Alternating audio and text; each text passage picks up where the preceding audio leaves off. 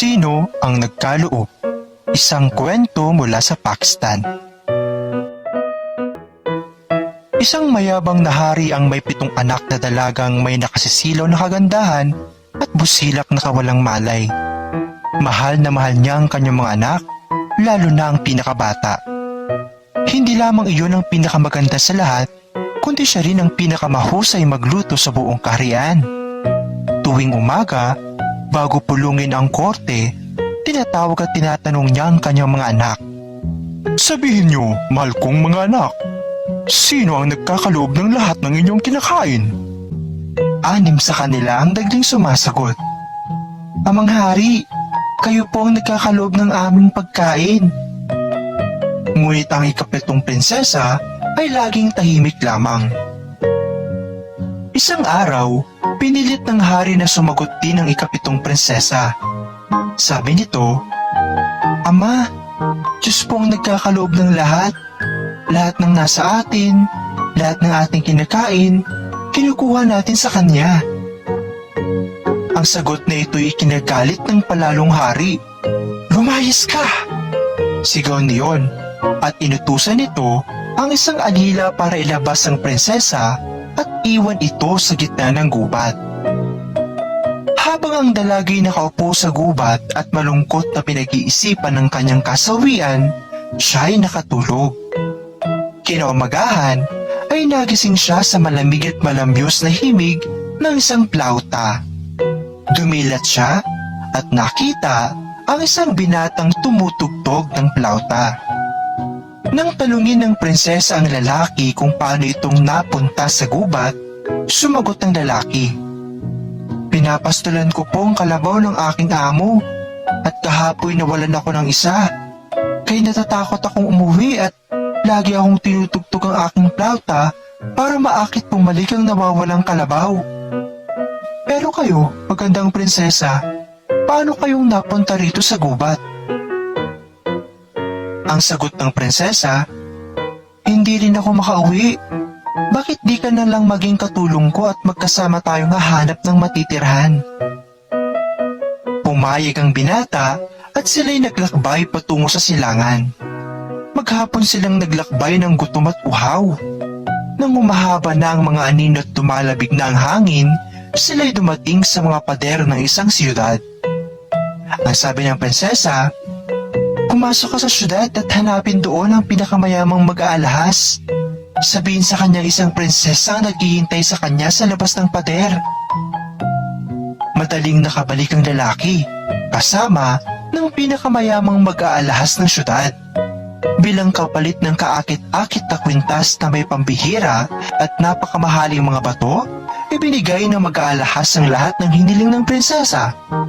Isang kabayong may montura o saddle para sa kanya, salapi at para sa binata ay isang barong angkop sa isang katulong ng mga harlika.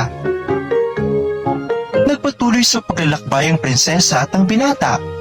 Sa wakas, dumating sila sa isang lugar na nagustuhan nila at ang prinsesa ay nagpasyang magpatayo roon ng sarili niyang munting palasyo. Tinuruan din niya ang hamak na pastol ng kalabaw ng tungkol sa mga sining ng pakikipaglaban at ng kapayapaan. Isang araw, habang sila'y namamasyal, sinabi ng prinsesa sa binata, "Pakikuha mo nga ako ng konting inumin at ako'y namamatay na sa uhaw." Ang binata ay agad naghanap ng tubig. Diyos ang nagkakaloob at madaling nakakita ang binata ng isang batis ng malamig na tubig.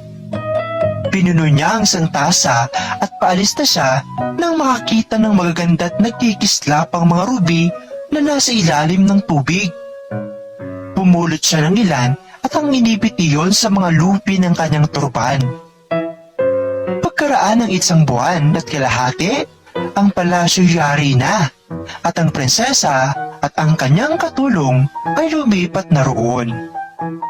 Madalas kunin ng lalaki sa kanyang turban ang mga ruby at pinaglalaroan niya ang mga ito. Isang araw, naisip niyang kung susundan niya ang batis, maaaring makita niya ang pinagmumulan ng gayong kagagandang hiyas. Inihatid siya ng palayo ng batis sa silangan, hanggang matagpuan niya ang sariling nakatayo sa tapat ng pader ng isang malaking palasyo. Ang batis ay umaagos sa ilalim ng pader. Gumapang siyang papasok at naglilibot-libot doon. Tila walang tao sa palasyo.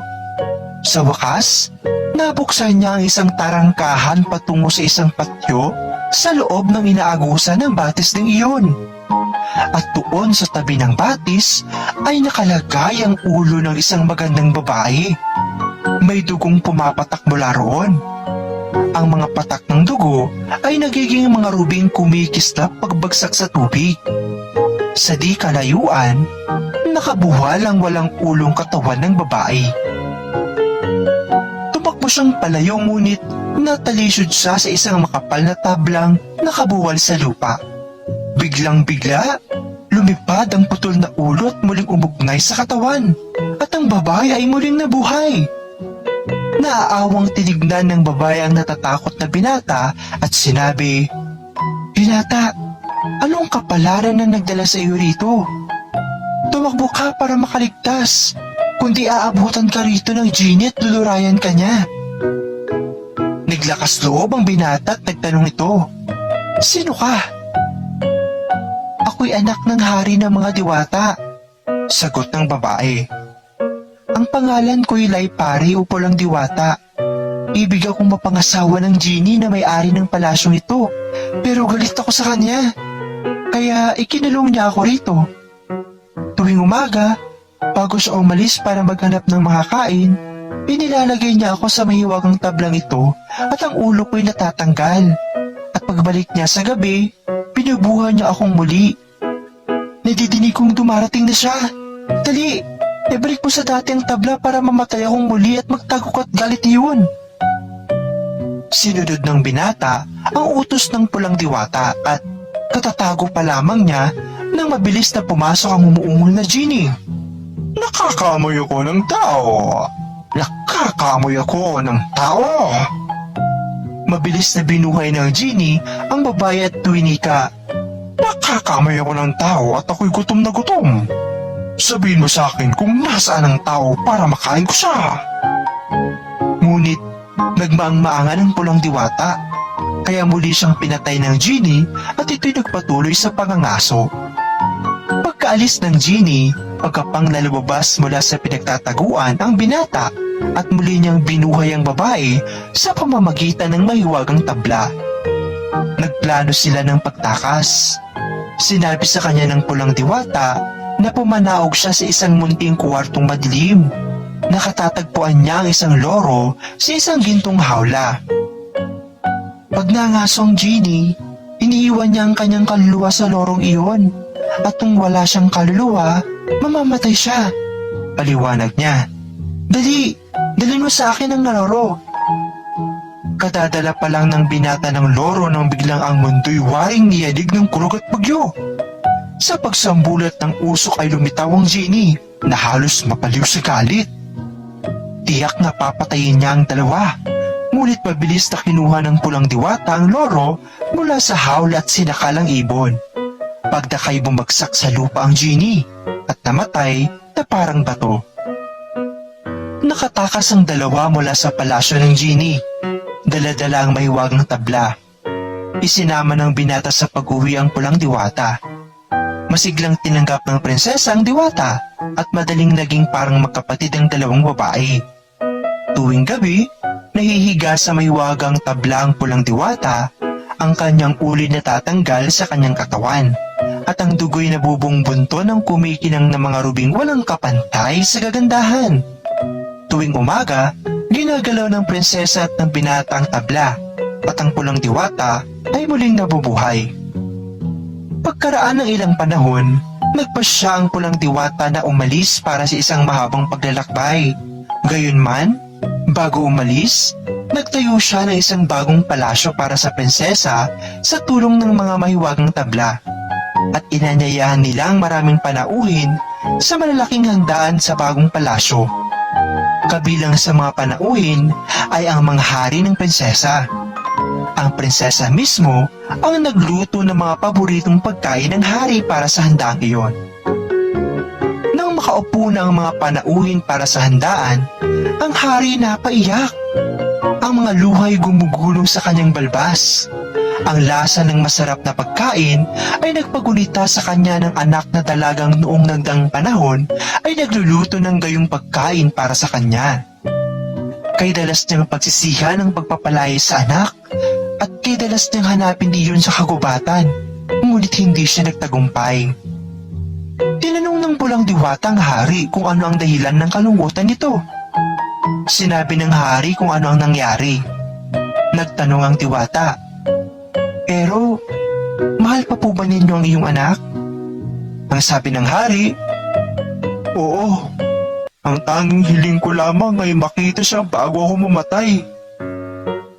Bilang sagot, pumalakpak ang pulang diwata at hayun, sa harap ng hari ay nakatayo ang prinsesa, ang nawalang anak na dalagang ngayon nasa 8 gulang na, hindi ikapito o pinakabata sa katalinuhan. Nagyakap at napaiyak ang dalawa. Sa wakas lumuhod ang prinsesa at nagwika, "O ama kong hari, hindi po ba ang Diyos na mabait? Ang Diyos na mahabagin? Ang siyang nagkaloob ng lahat ng bagay? Tingnan niyo kung paano ibinigay niya sa akin ang palasyong ito at ang malaking kayamanang mga rubi. Samantalang man lang hindi niyo matagpuan ang isang nawawalang anak."